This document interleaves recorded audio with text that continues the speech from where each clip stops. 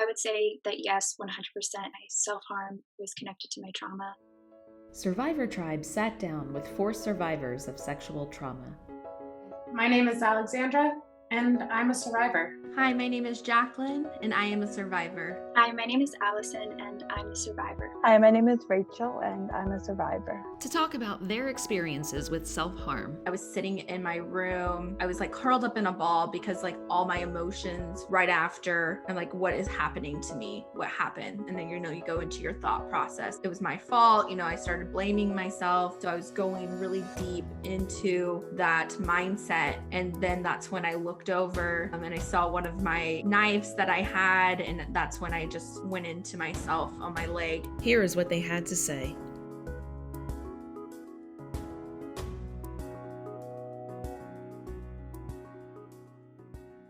I started self-harming. I kind of frankly tried on what people think of as self-harm more typically, such as cutting and burning and that sort of things. And when I say I tried it on, it was quite literally that. I thought it might help. I'd heard about it in health class, heard it was a release of emotion, and I thought, hey, maybe this will help, and it didn't. And I went on to develop my own brand, as we all do, I guess, for lack of a better term, of self-harm, which turned into basically just sleeping around and getting involved with worse and worse characters and more involved with drugs, and in general just not caring less and less about myself and getting myself involved in more and more dangerous situations, kind of in hopes of I don't know, I guess one day I wouldn't make it out of one of those situations. The way that I did self-harm, it was more of like inflicting pain on myself, no matter what that looked like. I felt like it kind of went to the extreme, to the point where it was like I had a gun to my head about to commit suicide. And so for me, self-harm, hearing about it, seeing my family do it, where it was like cutting themselves to release that pain. I tried it, but it was to the point where it started to become addictive. And I know we don't talk about that. It's an addiction. It's the way we feel that that's the only way we can feel again. And for me, that's what was happening. And then it went into the point where it was alcohol abuse, and I was drinking every single day, just trying to escape. But what really was going on was I just wanted to feel something again. And it turned out, that wasn't the way I needed to do that, that there was other ways that I could have had a different outlet. So for me, it was just that transition of like, do I really love myself? And allowing myself to try to not have to escape anymore. So for me, it's like the pain was the release, but it was too numbing for me to feel again. I self-harmed years ago to feel something, like some of the other panelists have mentioned. The way I started self-harming was just by pinching myself really, really hard to see if that would make me finally feel something again. As I was stuck in the worst depression of my life, I knew that I couldn't cut like people do. Like I knew self-harm, a lot of people self-harm by cutting themselves really badly, and that makes them feel a release of emotion. But I knew that I couldn't self-harm in a way that would be noticeable to other people. I didn't want to get in trouble with my parents. I didn't want anybody to be worried about me. So I would take a pair of scissors and just scrape along my wrist, in a way that made a really shallow cut, but that was enough to hurt myself in the way that would make me feel something again. And I remember one time a friend noticed when I was driving around in my car with her, she said, "What happened? You hurt yourself." And I said that my cat scratched me, because I was just shallow enough that I could come up with little lies like that. But I knew that she probably didn't believe that lie. But yeah, I would do that every once in a while, when the pain got really bad emotionally. That would be kind of a physical way to release my emotional pain. I am I'm about 2 months cut free, but I have self-injured in various ways. I've gone from cutting, I've restricted eating, which ended up turning into disordered eating, but I was able to catch that for a little bit before it turned into an eating disorder. I've also hypersexualized myself. That was probably the most recent thing that I've done for self-injury. I got an Uber all the way to Connecticut, which is probably it was like an hour and a half ride for me just to hook up with somebody. There was I think what made me stop cutting and switch to other modes of self-injury, less obvious forms of self-injury. I used to work at the library in the children's department, and there was a girl, she was probably 4 or 5 years old, and she's like, "Oh, what happened to your wrist?" And I don't even have a cat. I'd never seen this girl before, but I was just like, "Oh, my cat scratched me." And it broke my heart to realize that there was this 5-year-old girl that I had just potentially exposed to self-injury. And yeah, that the thought that I did that was enough to make it that I didn't want to cut anymore. But I also self-injured more to not feel anything, which is a little different than everyone else in the panel. I think you all mentioned that you all felt cut or self-injured to feel something. I kind of did the opposite. I had so many emotions, and I was like, I need a break. So that was kind of my mode or my reason for self-injuring.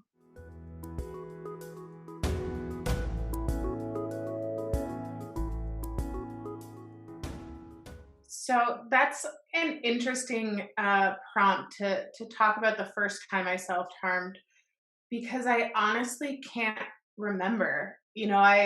Having received this question, I thought back and different instances popped into my head, but I can't necessarily put them in a timeline as which was the first time. It was just there's the time before when I didn't use any self-harm or self-injurious behavior, and the time after where I did use self-harm and self-injurious behavior. And, I think for me, what really pops into my head and screams the loudest is around the time, I had a long-term boyfriend and I broke up with him, and that was the catalyst where I just started finding that self-harm that worked for me, which was, that hypersexualization, that trying to find love and attachment and validation and all of those things, but I was trying to find it in, as they say, all the wrong places. And I think as I got into more dangerous situations, they really gave me that feeling of being alive or being close to death, which were almost the same thing for me. And that was what I was looking for and what was necessary. So though I tried on different self-harm behaviors, I would say the catalyst for kind of what I found when it worked for me was,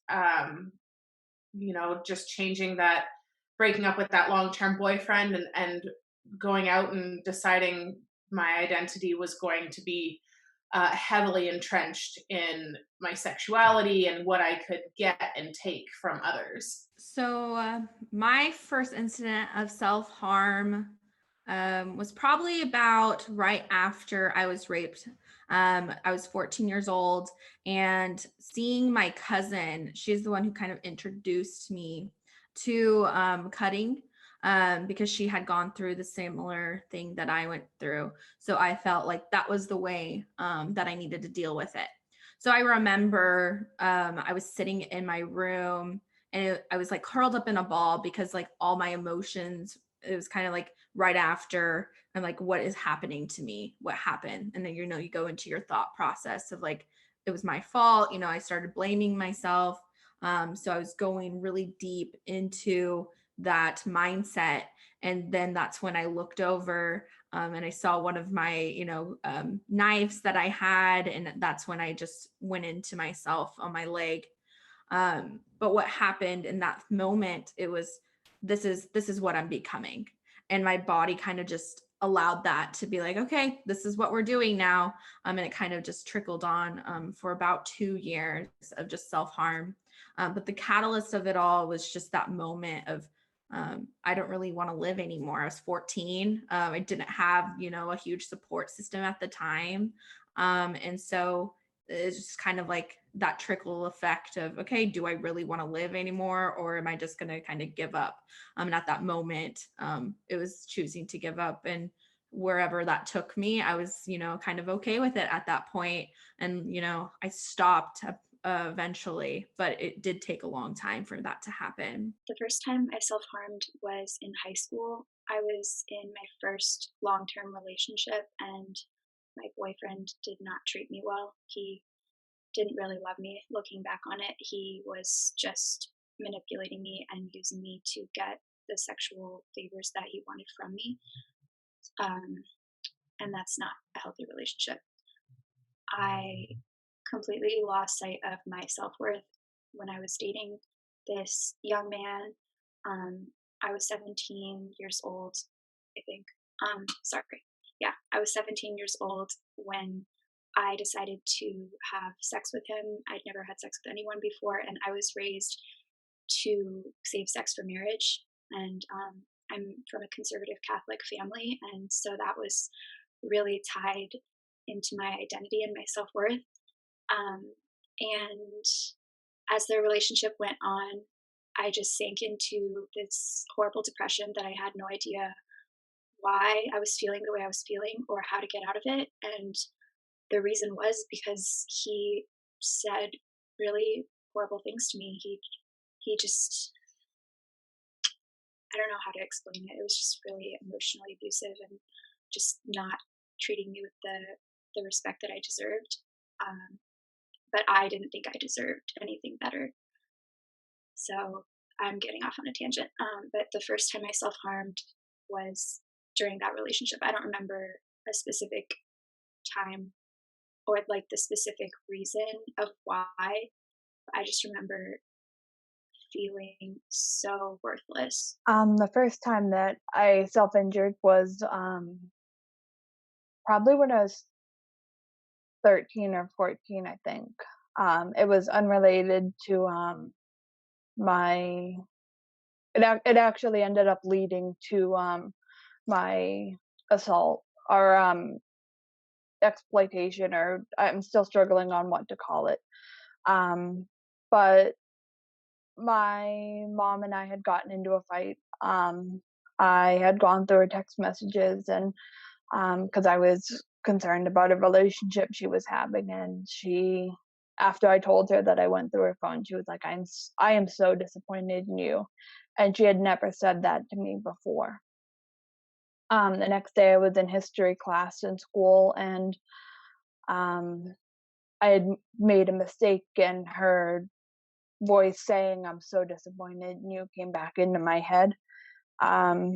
It stuck with me the rest of the day. It was around midterms in school. So I'm trying to study for my midterms, and I can't get anything right. And I don't even think I had heard of self-injury before that moment, or I don't remember if I did or not.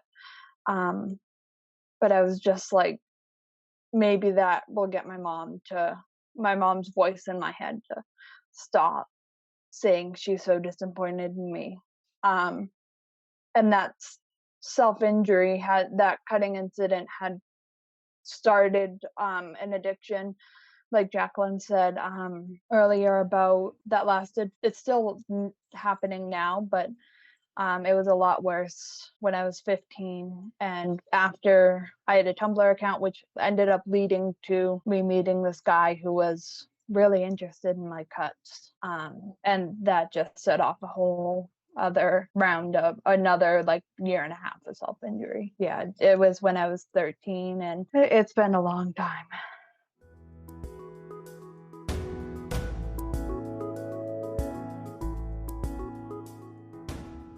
Self-harm felt like control, I think is the best way I could describe it. This behavior was really after um, started because of and after childhood sexual assault that had gone on for many years. And that was about taking, someone who took my sexuality away from me, or who you know gave me sexuality at the age of 13 that I wasn't ready to be wearing. um and afterwards I didn't know how to have it, how to not have it. I was kind of warring this, like, child at war with this becoming a woman, and all of what that means. And for me to just go out and be able to say, tonight I'm gonna hook up with someone, and know that I could make that happen, that was me needing that control. Usually leading up to that, my nightmares would get worse. I would be reliving and having these flashbacks of the assaults, and I would just start feeling out of control and feeling like someone was taking from me, that I couldn't control because it was happening at night, while I was sleeping in nightmares. Or, I'd be walking down the street and think I saw the car that guy drove, or whatever it is. And so for me, it was this buildup of feeling completely out of control and not being able to feel a foundation underneath me. And for me to be able to create that foundation was, I had to take that control back. So, like I said, I tried on the self-harm behavior with cutting and things like that. And it didn't help. It didn't make me feel like I was in control. It almost made me feel like I was less in control, because by the time I came out of the haze of, of, pardon me, cutting myself, I'd look down and go, what just happened? I don't remember really doing this. I was in a different place. My head was over here. Whereas when I went out and I decided I was going to hook up, I was going to take something from someone else, and take control of my sexuality. And I was, going to go out with whatever purpose I had that night, of however far I wanted to take it. When I succeeded, in the moment I did, in that moment of hooking up or whatever it was like, yeah, I'm in control. And afterwards,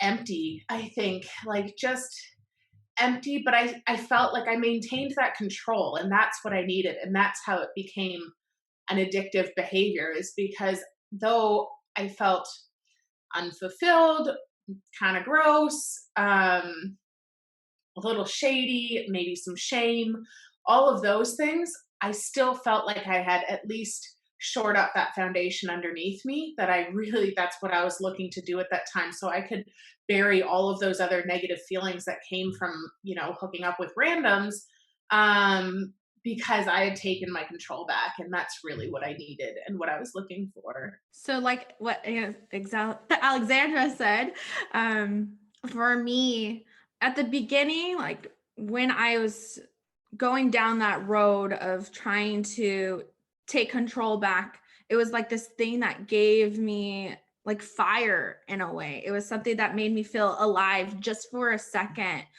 Because if I didn't do it, to me, it felt like I didn't exist anymore, that I had felt like I was falling into this deep depression and like this hole. And where if I just cut myself or drank a little bit, I would feel alive again. Which wasn't the case.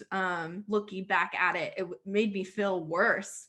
But it was that moment where I felt like I'm alive. I have control of the situation. I get to create pain instead of have someone create pain for me. I felt like I was in control of my emotions at that moment. But then afterwards, it left me feeling worse. I felt numb, which made me go and do it again because I wanted to feel something. I didn't want to keep my thoughts. It was a way for me to control my thoughts too, because if I didn't have to think about it, there was a moment where I felt peace. But then during that those emotions, it wasn't releasing, and it caused me to go deeper into more of like suicidal thoughts, and even more into more different addictive behaviors. But now, after I'm out of it, I mean, it's been about 5 years. I still have those thought processes, but it's not empowering me. It's kind of like I have control of how I feel, and I get to release it in really positive ways now, that I've been introduced to. I get to heal and take my freedom back. But now, going back into those moments, I think I was searching for a way to feel free and empowered, when that wasn't the case of how I should have been doing it. But again, like that's how I felt I needed to. So now it's kind of like that journey of, okay, I have to heal this. I have other resources to allow me to release in a way, and feel in control of my life. At the times that I would self harm, before I would self harm, it would be because I was having a lot of emotional pain that I was going through. I was in deep depression and I had extreme anxiety. I wouldn't be able to stop my thoughts from spinning around in my head, my thoughts of worthlessness, as well as my paranoia about the relationship that I was in, and my suicidal ideation as well during that time. So all these thoughts spinning around in my head and all these emotions were so painful emotionally that I felt like feeling something painful physically would help that. And so when I would self harm, I would feel that physical pain and it would distract me from the emotional pain that I was going through. And in that moment, um, I would be feeling something other than numb and completely in my head. Like it kind of brought me back into my body because of the depression and anxiety making me kind of dissociate. And then as well, like what I was talking about earlier, my sexual identity was so caught up with like my religious identity that self-harm also felt like punishing myself in a way. Like I felt like I was worthless and deserved the pain, physical pain that I was feeling.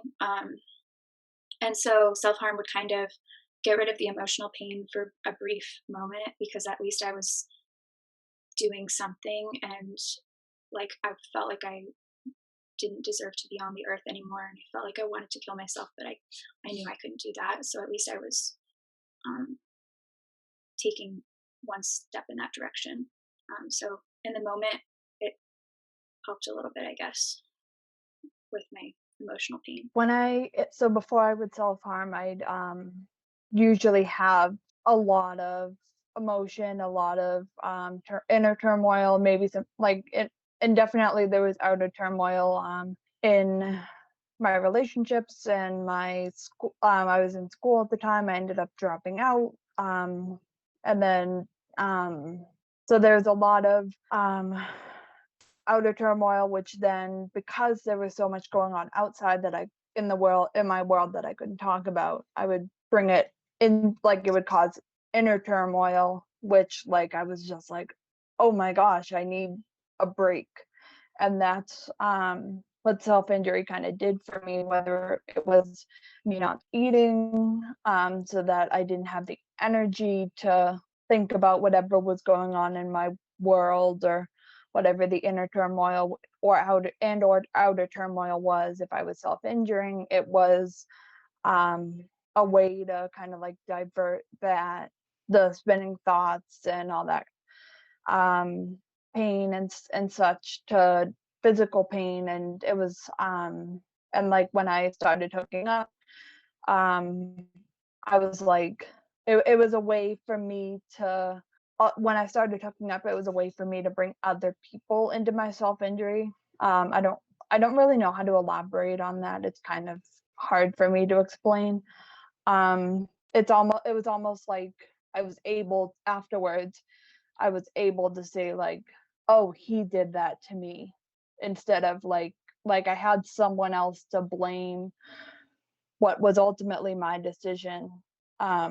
so that I didn't have to continue that cycle of like, oh, I didn't eat and that's my fault, or oh, I cut myself and now I'm going to have scars and that's my fault, which would ultimately lead me to self-injure more. I remember there was one time after I hooked up with someone, he started falling asleep.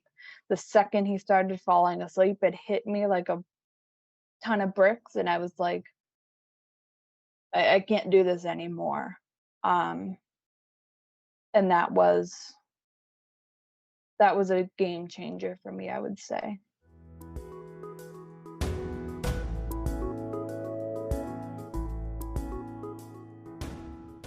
So for what drives the urge, or what did drive the urge in me to self-harm, I am gonna pull something from left field here, and I'm actually gonna quote Nickelback, and like, don't hold that against me because it totally fits here. And they had a song come out sort of around the time this was all coming to a head for me. And in that song, one of the lyrics says, now the story's played out like this, just like a paperback novel. Let's rewrite an ending that fits instead of a Hollywood horror. And I remember hearing that, and it was just like, yeah, let's rewrite this story. And for me, that I remember, and whether I had this thought and that cemented it, or I heard that and had this thought, I don't know the timeline of that. I just know that to this day, every time I hear that song, it resonates within me because I was trying to rewrite my story. I didn't like this idea that, the story that had been written so far was that I had been weak in my head. I had allowed something to go on for many years. And I kept kind of going back and been like, well, what if I'd spoken up at this point? Or what if I'd spoken up at this point? It had come to my attention sometime around this time that the man who hurt me also hurt two of my friends. So that was going kind of roiling in that with, what if I had spoken up? Could they have been, not hurt by this man's actions? And so for me, that was really a lot of what drove my behaviors was, this man can't have taken my sexuality from me. Look, I'm all about my sexuality. I'm going to go out there and I'm going to wear it in my high heels and my tiny skirts and in my hookups in the evening and bragging about them like dudes do and all of that sort of thing. Every time I did that, it was this need to just rewrite, to scribble over this point of vulnerability in my life with this, I don't know, like this fierceness and this armor, really. I was rewriting it, and I was just creating this armor around me saying, like, you can't touch me. He couldn't possibly have done this. And if he did it to someone who no longer exists. I exist now. This is me. And I've rewritten this story. And I think that was really so much of why I kept going. And even though I knew I was feeling gross and it wasn't doing for me what I needed to do, it was still, if someone, thinking back, someone was going to write a book about my life, there was going to be that point of before I was weak and I was vulnerable and I was all this that I thought about myself, and the after, where I was strong and I was in charge. And that was huge for me. What drove the urge for me to self-harm, I think what it was that moment of my thoughts, getting in my thoughts of you're not good enough, it's your fault. I had a lot of self-hatred towards me, which was interesting because I didn't blame the person who abused me, raped me. I blamed myself. So for me, when I would get into those thoughts, that's when I was like, all right, I'm done. I'm going to go try to find an outlet to let go of these thought processes. And when I did that, I did have that, empowerment, right? Like, wait a second, it's not my fault. But then once I came out of it, I did blame myself again. So it kept going on this like roller coaster ride of just different things that I was going through. It ended up happening again. So then that drove me deeper into, okay, well, all I represent to myself is pain and hurt and abuse. So I started wearing that which, wasn't healthy for me at that time. But in a way, that was when I felt like I was connected again. But then when I had those urges, I mean, for a second, I was able to breathe. Even though it was painful.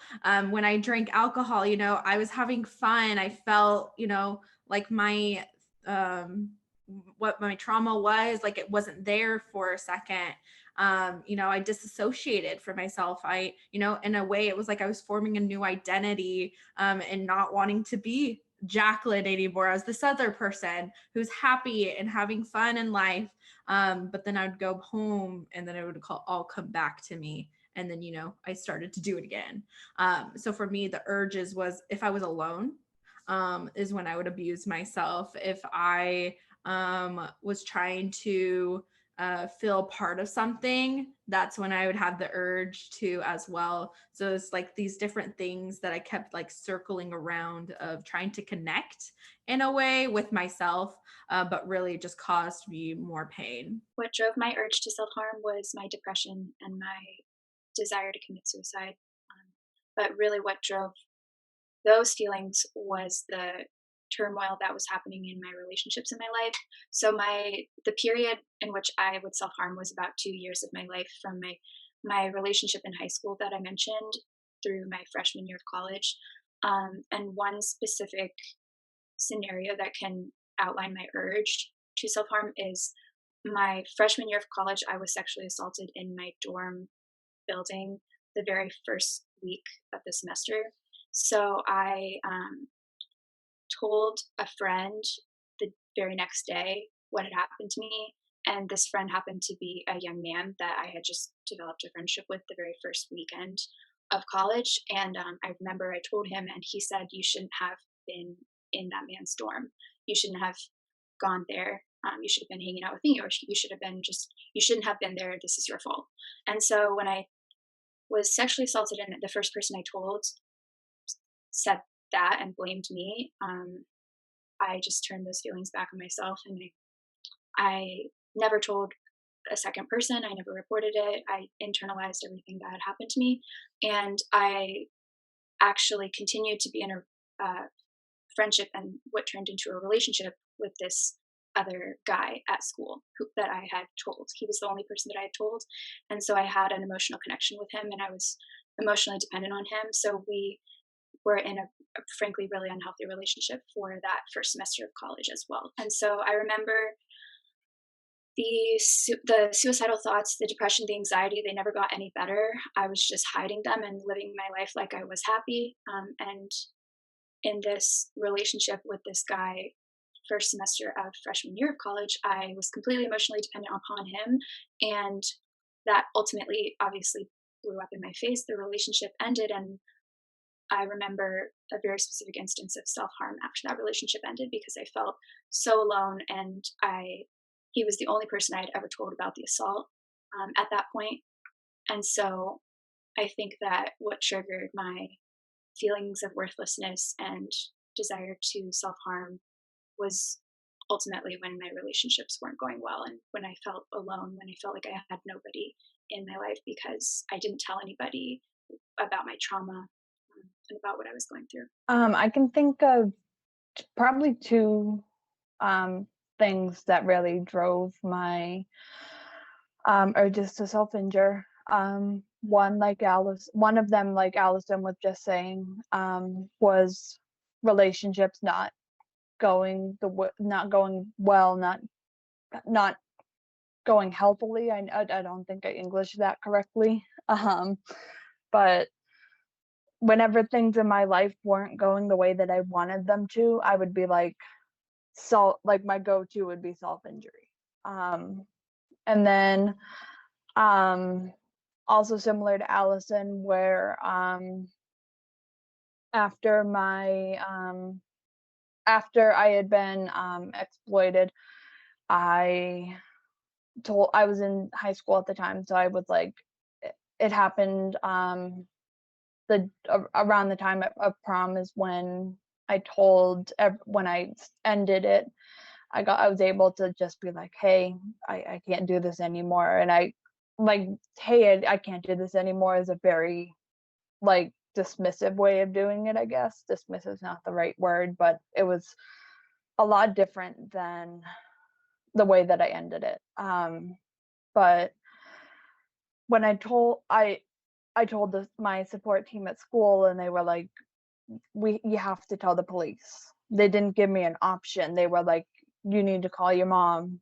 We're going to call your mom too, and you have to go to the police station and you have to tell them, because it had become an issue at this where he could identify me and come to the school, which put a risk at other kids. So when the police officer told me in the same breath, yeah, this sucks that this happened to you, but he lives in Germany, and so we can't charge him because he lives in another country. We can't do anything about it.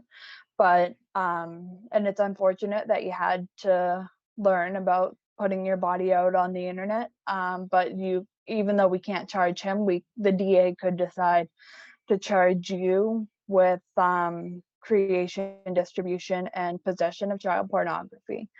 And at that moment, I was like, if the police can't help me, if the school can't support me, if like those are people that I'm supposed to count on, those are relationships that are supposed to be healthy and they're supposed to be dependable. And if they can't be, then who am I? Like, what am I going to do?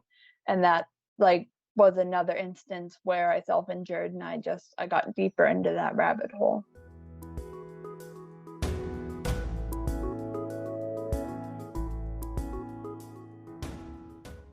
100% true, without a doubt. There's no question there. All of the self-harm behaviors I engaged with definitely trace back to the trauma. I mentioned before that I was rewriting that story. And for me at first, I managed to rewrite it so much in my head that it was no longer my best friend's uncle sexually assaulted me starting when I was 13. It was, I seduced this older guy when I was 13 years old. Like, this is how I managed to manipulate the story in my head. So it felt better. It was easier for me to swallow that, because in my new story, I had the control. And then when the truth of it kind of started trying to poke through that story I had created, that's when I would start feeling out of control. And that's when I would go out and seek that control again. As I went on and dated, kind of the bottom of the barrel, the ex-boyfriend I had who trafficked me, I ended up just right back in that same situation where after I'd got out of that, after we'd gone through the court process, and in fact, after he was dead, and suddenly this story's over, and now I'm telling myself this story in my head again. I'm going, you're an abuse victim again. Hold on. I don't like that story. How can I rewrite this? So I dated this, sociopath, and yeah, he did some pretty terrible things, but like, I participated in that, and I dated him, and I, had control in there. And I rewrote that story again in my head. And I went off to college thinking, haha, I've, dealt with these two guys and I'm healed. And I just went back into those same behaviors, seeking control where I could, seeking to rewrite the story. And it would be just exhausting to keep trying to pound this idea into my head of what the truth was going to be versus what the truth actually was. And that cognitive dissonance, and like I mentioned earlier, that war of two beings inside one person, it's exhausting. And, eventually one wins out. And to keep that war going and to keep on top of it, that's where that self-harm behavior really just kept regenerating and kept happening. So for the true or false question of, did my self-harm was it caused from my trauma? I believe yes, 100%. Because I feel like if I didn't go through that situation, I would have been in a whole nother ball game. I mean, I was starting freshman year of high school, and that would have been a whole different scenario, where when I was raped, that took like my complete power away from me. And so my trauma is what caused me to search for different ways to numb myself, to feel empowered, to feel like I had some sort of control. And if I didn't need that, I wouldn't have gone through those things of self-harm, of trying to feel like I was in control of everything in my life, which I felt like my entire life was in chaos at that time, because of what I was trying to do to myself and how to cope with it. I, was in a war. I was in a battle with myself. It wasn't like I was bringing that person into the scenario. It was all about me. Like, this is me. This is my fault. And so now the only way to get out of the self-blame is to put harm on myself, to put myself in other different situations that will cause more harm to me because I believed I deserved it.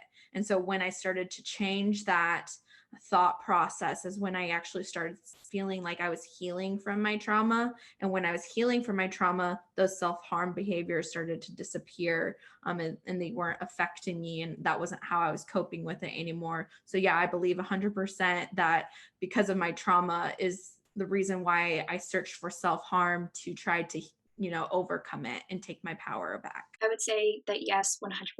My self-harm was connected to my trauma, because the feelings of worthlessness and depression originated in a relationship that did cause me emotional and physical trauma. As a teenage girl, I was dating a young man who pressured me countless times, and made me feel like if I wasn't having sex with him, that I wasn't showing him that I loved him. And so there was like a power imbalance in our relationship looking back. And I realized that, that relationship caused me a lot of trauma, and as well as the multiple assaults that I went through in college. That trauma not only caused my physical self-harm, due to my depression, but also caused me to self-harm in other ways, such as numbing my emotions with alcohol, hypersexualizing myself as well, like all the other panelists have mentioned, and just trying to feel loved. I had been used in sexual ways, and so I overly identified with my sexuality, and I started to feel like that was all I was good for. And after 2 years of cutting every once in a while, I realized that wasn't making me feel any better. So I started seeking out other ways of coping. And so I would get drunk at parties and sleep with whoever gave me attention and made me feel noticed for a little while. And so I realized that that was how I was coping, but it was harming myself as well. So all of that was definitely tied into my trauma. My trauma told me a lie that said that I was only worth having sex with, and I wasn't good for anything else. I wasn't worthy of respect. I wasn't worthy of love. And that's just not true. I would absolutely say that my self-injury is related to my trauma that I've been through. I was emotionally and verbally abused and sometimes physically abused as a child, which led to me self-injuring, which led to me self-injuring and starving myself essentially to deal with that feeling of worthlessness that I had grown up with. And then that trauma and that self-injury led to more trauma, which eventually led to more self-injury and eventually hypersexualization. And I feel like all of it could have been avoided if things went differently when I was growing up. But I think recognizing that I can't control other people, and just it is what it is. I can't change it.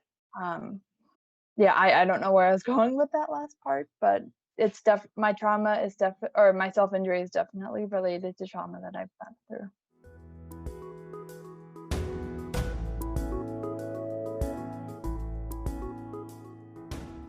So I deal with, or learn to deal with self harm urges as they come uh, up and down throughout my healing process. I think the biggest thing and the thing that I found that works the best for me is to just hear and acknowledge um, what I'm telling myself or what the story that's happening in my head is, and acknowledge the truth of it, even if it's uncomfortable. And that came uh, with difficulty over time. But I learned to wear the word victim with pride instead of with shame. And I feel a lot of my issues as I was going through this healing journey, and I was definitely, I quit drugs and I was getting good grades in school and I was doing all of these things, but I would still use some of that hookup behavior and stuff just to rewrite and keep that idea of who I was. And a lot of that was connected to some of the different terminology that I think I was finding as I talked to therapists and went through the court system. And even, the use of the word survivor, for example. I was so intent on being a survivor that I had this idea in my head of what that meant. And it was sort of like Wonder Woman, armored and strong and fierce with no moments of weakness.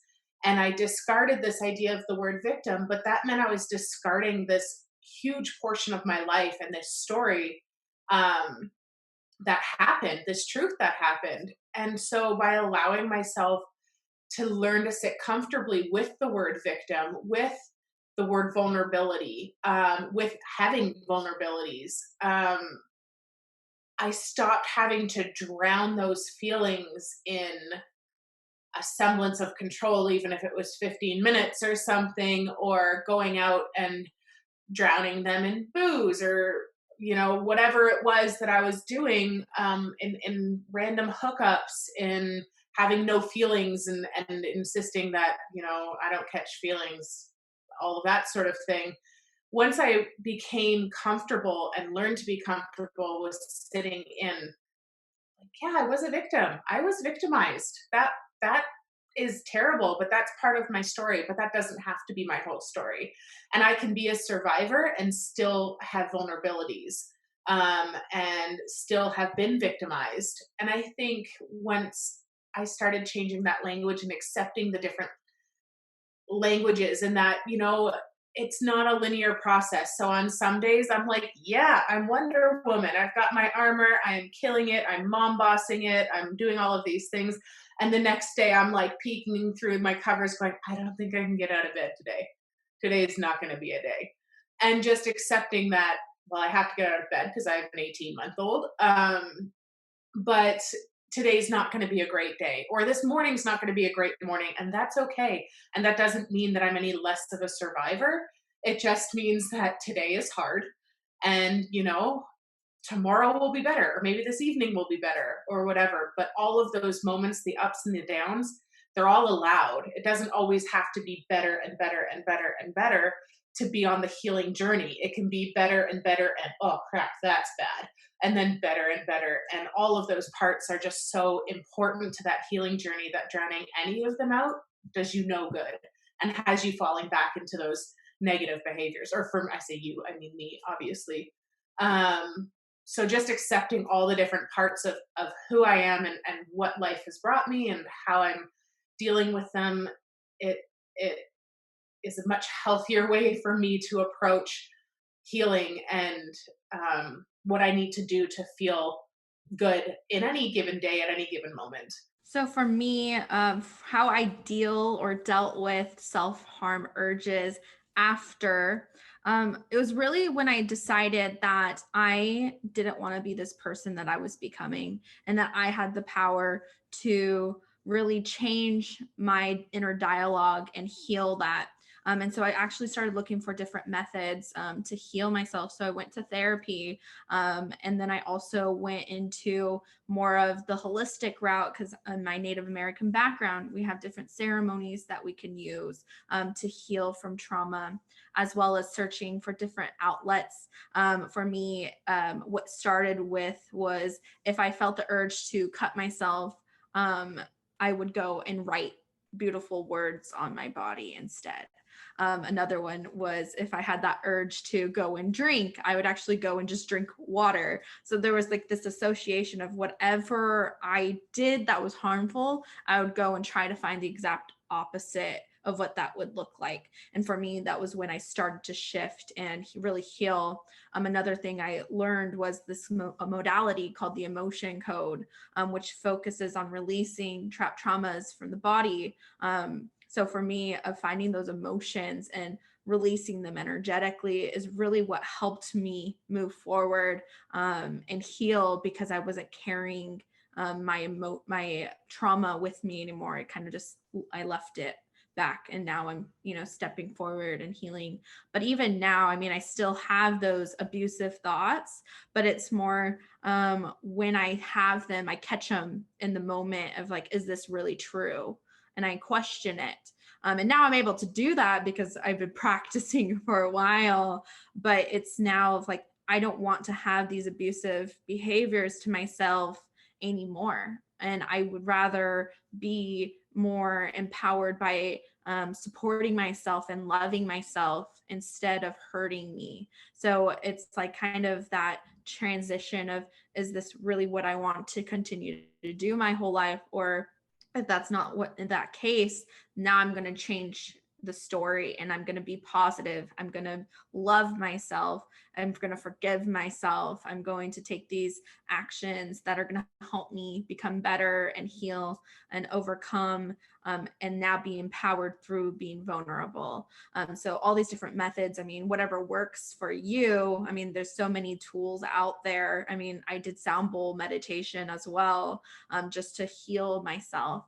So find those things, like those resources, start Googling different things that you can do to heal when you're ready. And don't be afraid of that healing journey. I learned to deal with the urge to self-harm ultimately because I didn't want to hurt myself anymore. I got to a point where I realized that I was super close to dangerous situations, and just I I still held on to hope even as I was deep in depression.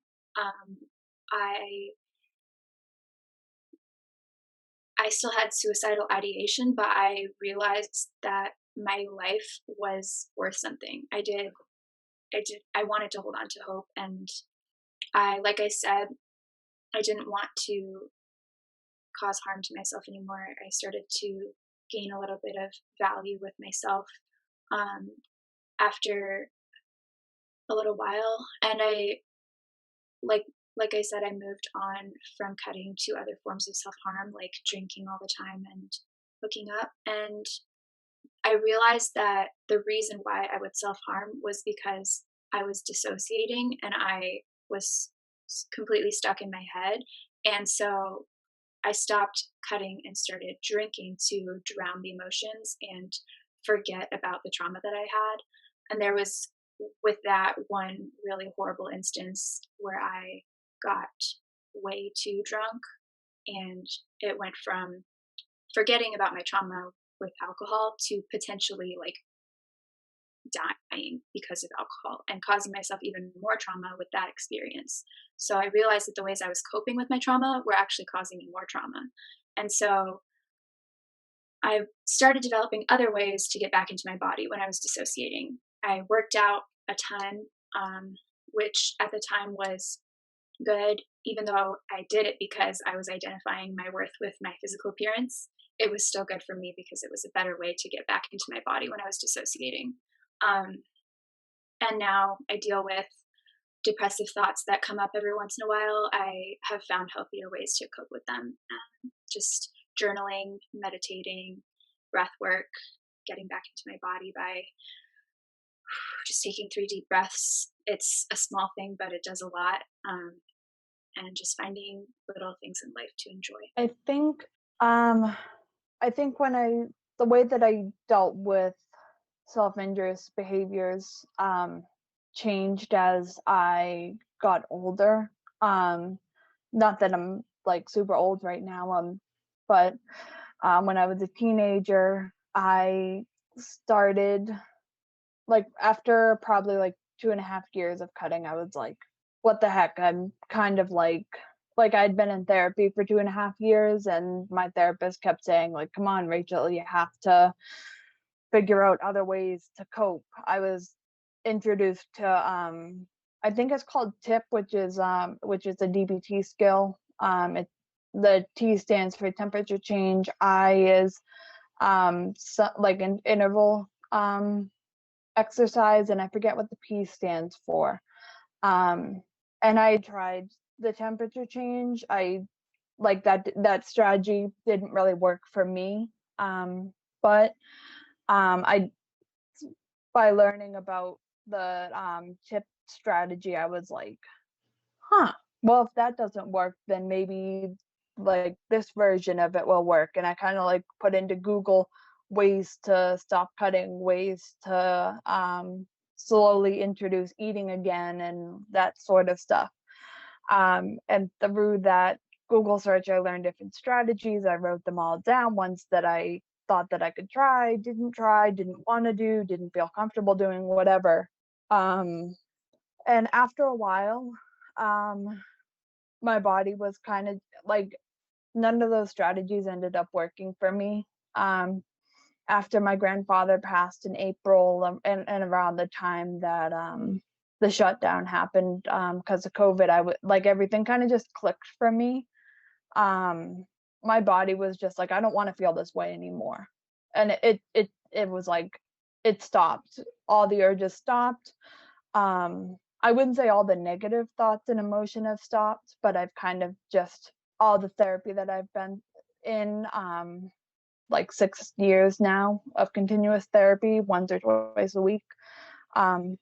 It's just been like, okay, a negative thought pops up, and then I'm like, I fight it back with like my logical mind, and I just, my body's, like I said, is just like, I don't want to feel this way anymore. I want to feel good and happy, and I like how that feels. I like how it feels when I eat nutritious foods, or when I am able to eat junk food without counting the calories, or I'm able to cut fabric or cut yarn to make something beautiful for a friend, and I don't have to think about cutting myself. Or I can listen to music and I don't have to, like, I can listen to the lyrics and not picture the sky potentially like hypersexualizing a potential or not hypersexualizing, but like looking for that sex appeal in the song. Like, I don't think about that, I just listen to the song. And I think just getting my body getting to that point of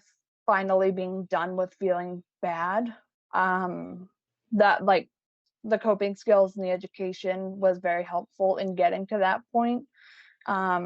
And I know that it's possible for all of you and everyone else watching this eventually to get to that point, because your body is not meant to feel bad. It doesn't like it. That's why we self-injure. That's why we try to escape from bad, like tough situations, because we don't want to feel that way. So eventually your body will get tired of feeling bad and trying and doing the negative coping skills, and just be like, okay, whatever. So I hope that everyone's able to get there someday. I know you will, but hopefully soon.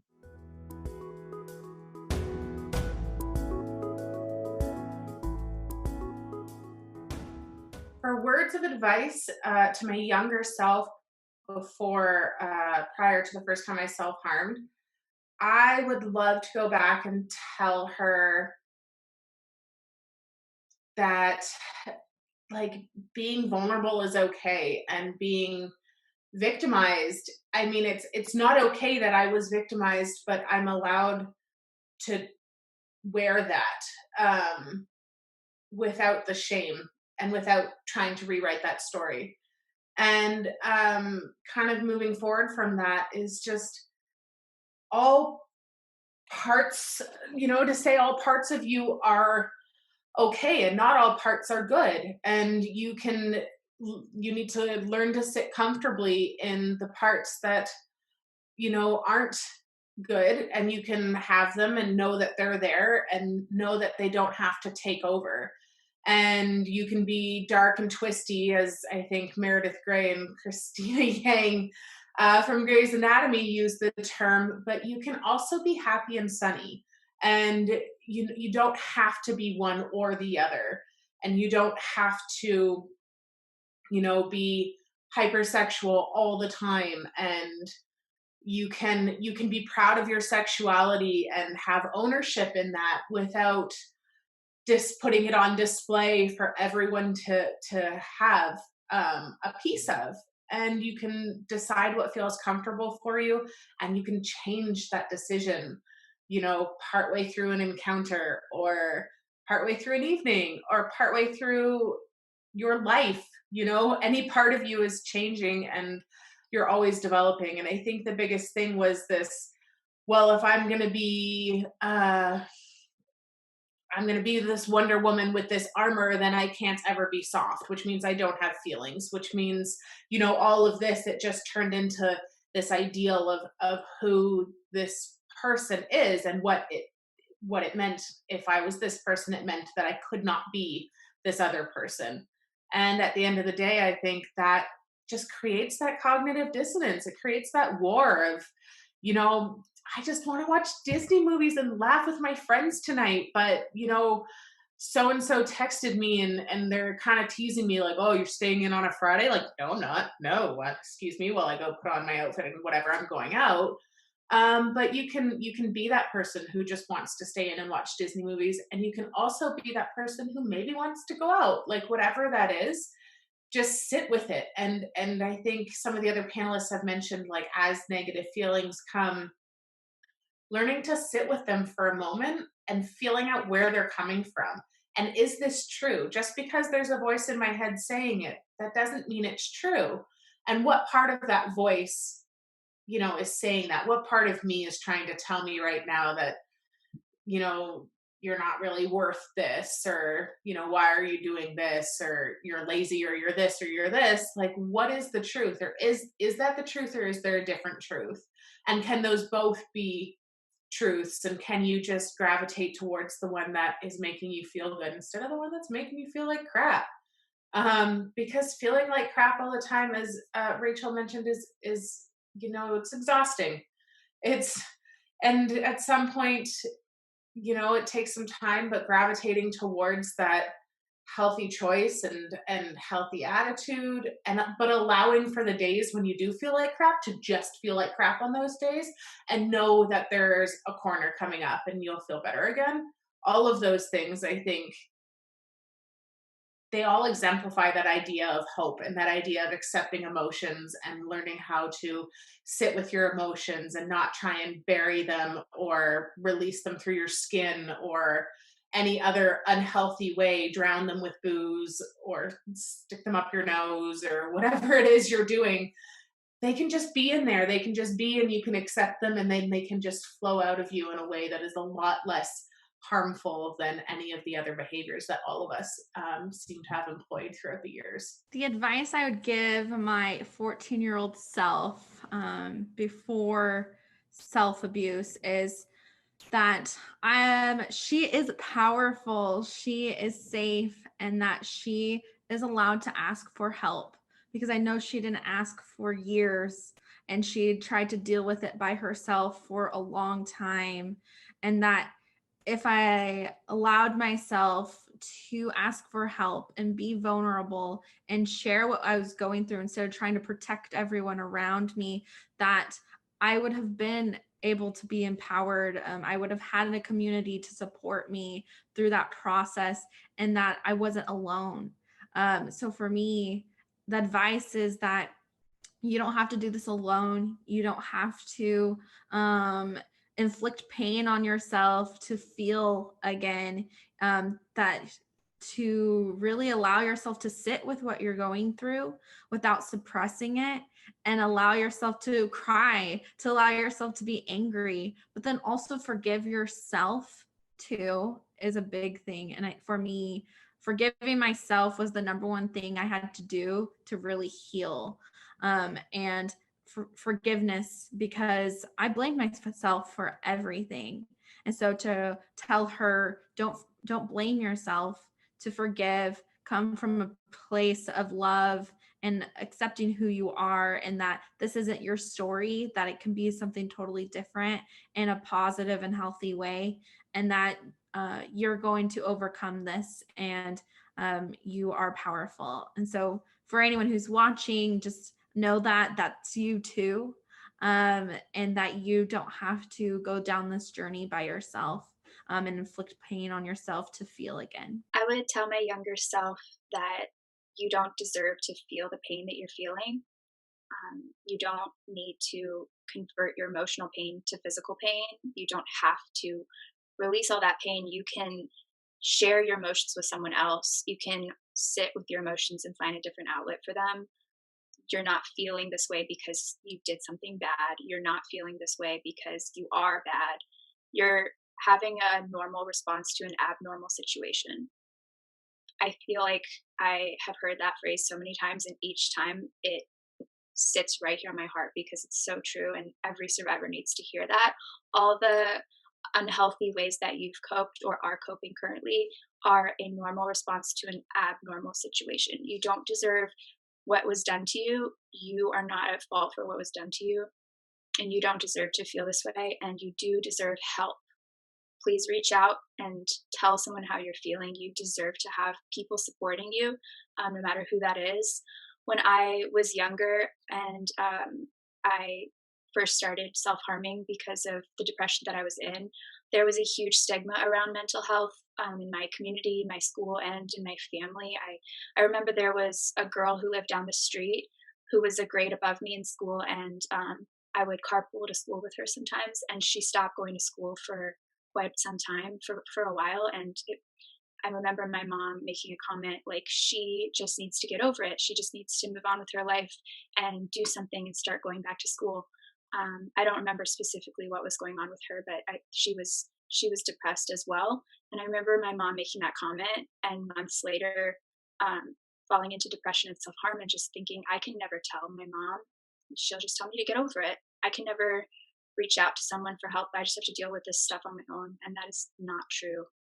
There is support out there for you. I think I would tell my younger self that just because your mom's disappointed in you doesn't mean that doesn't mean that you're worthless, doesn't mean that you're nothing, doesn't mean that you have to cut yourself. You don't have to take what other people say about you or to you or about a mistake that you made and turn that on yourself or into yourself.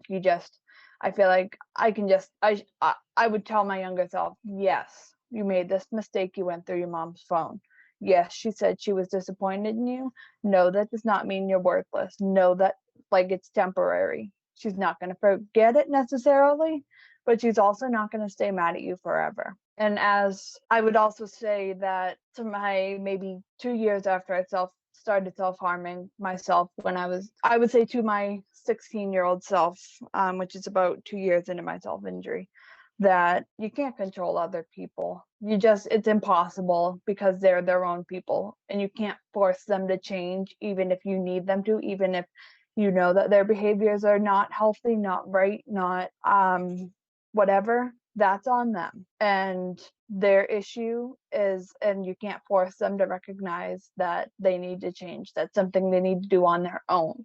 And it sucks, and the things that they do, and that doesn't make it okay for them to say things to you or to treat you the way that they do. It doesn't make it okay, but it happens. And the way that you can control the situation is control how you react, how you process it, how you manage the emotions that come with that situation, whatever they did. Other people are hurting too, and that doesn't invalidate your pain. but it also doesn't mean that you have to take it out on yourself, because you're beautiful and you're strong and you're not, like, you don't deserve to hurt, and you don't have to, you don't deserve scars, you don't deserve a yeah, I'm not going to get into injuries and stuff, but you don't deserve to be hurting.